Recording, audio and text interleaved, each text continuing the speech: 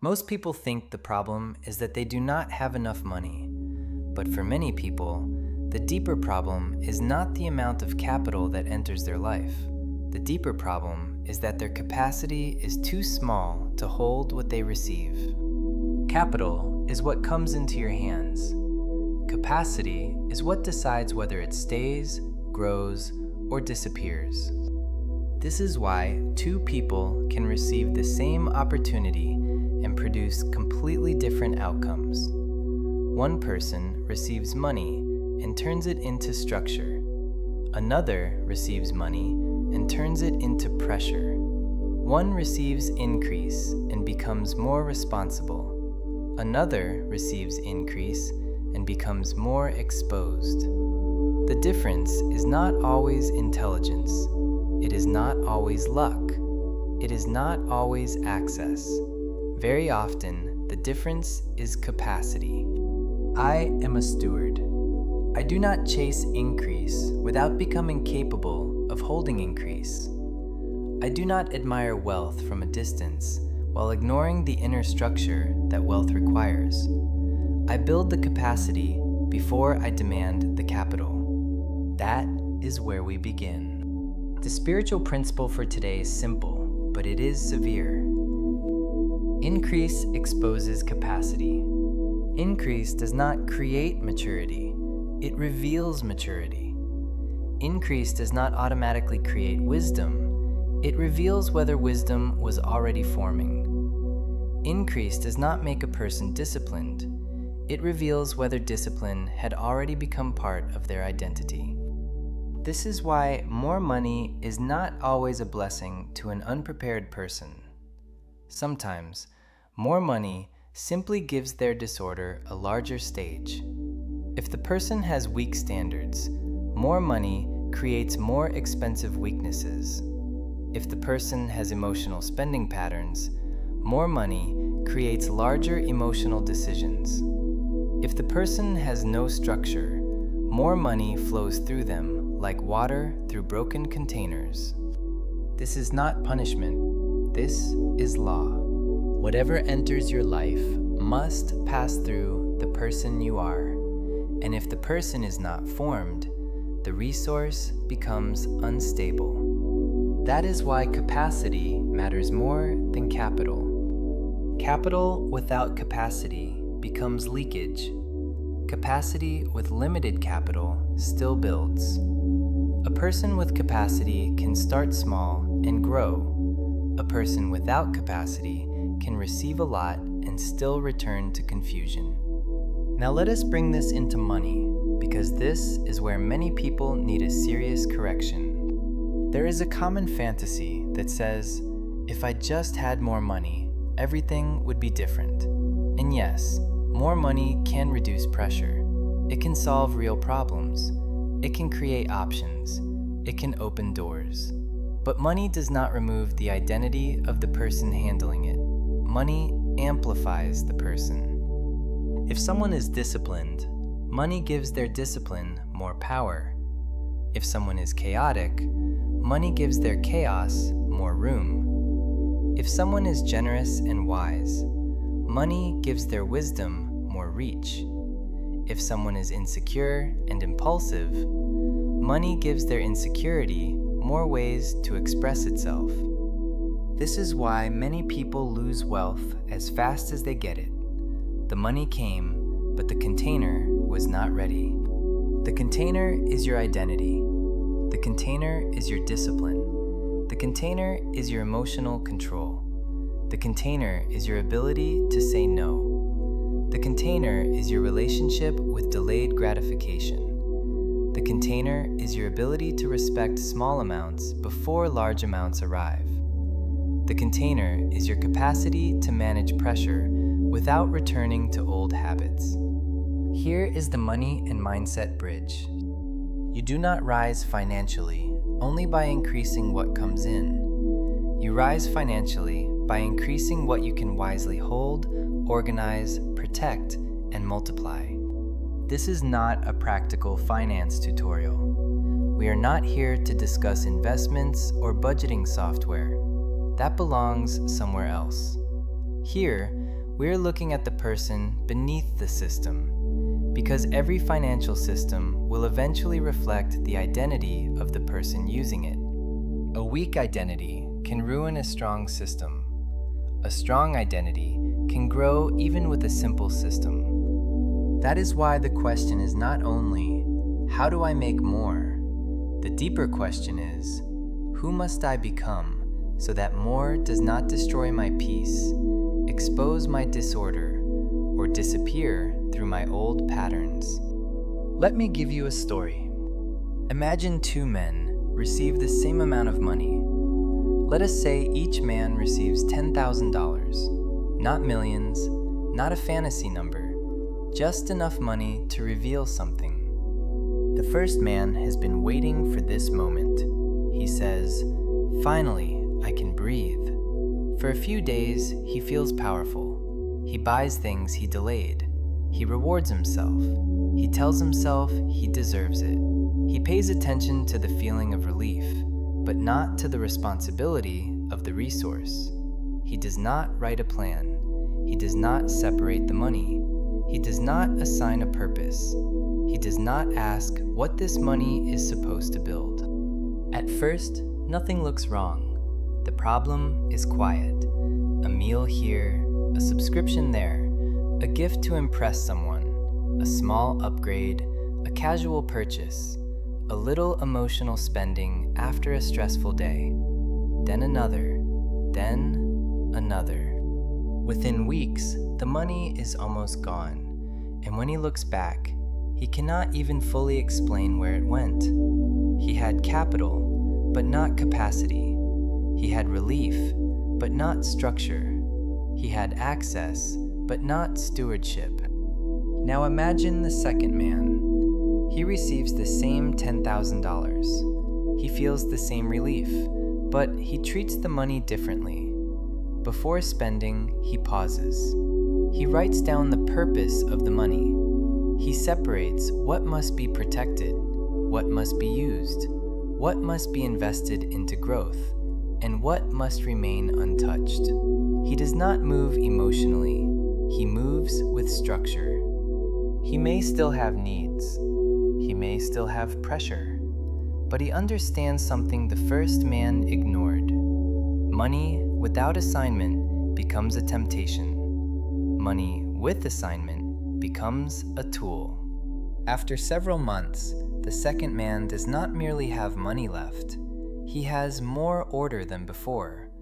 The money trained him. It did not just help him survive, it helped him become more structured. Both men received capital. Only one had capacity. And that is the lesson. Your financial future is not only waiting for more money, it is waiting for a larger version of you. A calmer version, a more ordered version, a more disciplined version, a version that does not collapse when increase comes. A version that knows how to receive without becoming careless, how to enjoy without becoming reckless, and how to build without becoming distracted. Many people say they want wealth, but what they really want is relief. They want the pressure to stop. They want the fear to leave. They want the bills to disappear. They want the feeling of struggle to end. That is understandable. But relief is not the same as readiness. Relief says, I want this pain to stop. Readiness says, I am becoming the kind of person who can handle the next level. Relief spends quickly because it wants comfort. Readiness assigns resources because it respects responsibility. Relief is emotional. Readiness is structural. And if you build your money life on relief alone, every new increase will become a temporary escape instead of a permanent elevation. This is why capacity must be built before capital becomes dangerous. Now let us go deeper into the hidden signs of low capacity. One sign is emotional decision-making. If every stressful day creates a financial reaction, capacity is low. If every insecurity creates a purchase, capacity is low. If every increase creates an urge to prove something to others, capacity is low. Another sign is avoidance. If you do not want to see your numbers, if you avoid reviewing accounts, if you feel tension around basic financial clarity, the issue is not only money, it is capacity. A person cannot manage what they refuse to face. Another sign is the inability to keep small promises. If you cannot protect small amounts, it is dangerous to assume you will automatically protect large amounts. The way you treat small money reveals the standard that will govern larger money. Another sign is lifestyle expansion without identity expansion. Some people receive more and immediately increase the cost of their life without increasing the strength of their structure. Their income grows, but their discipline does not. Their appearance grows, but their order does not. Their spending grows, but their stewardship does not. That is not prosperity. That is financial exposure. Real prosperity is not only visible increase. Real prosperity includes the ability to remain stable when increase arrives. So how do we build capacity? We start with the practice. I call it the Capacity Audit. This is a simple protocol, but it must be done with honesty. Not shame, not drama. Honesty. Step 1. Identify the area where more would currently expose you. Ask yourself, if I received more right now, where would I become unstable? Would more money expose your spending habits? Would more attention expose your ego? Would more opportunity expose your lack of time structure? Would more income expose your lack of planning? Would more responsibility expose your emotional reactivity? Do not answer to look good. Answer to become free. Step 2. Identify your current leak. Every person has leaks until they build mastery. A leak is not only an expense. A leak is any repeated behavior that allows power to escape. A leak may be impulse spending. It may be procrastination. It may be disorganized files.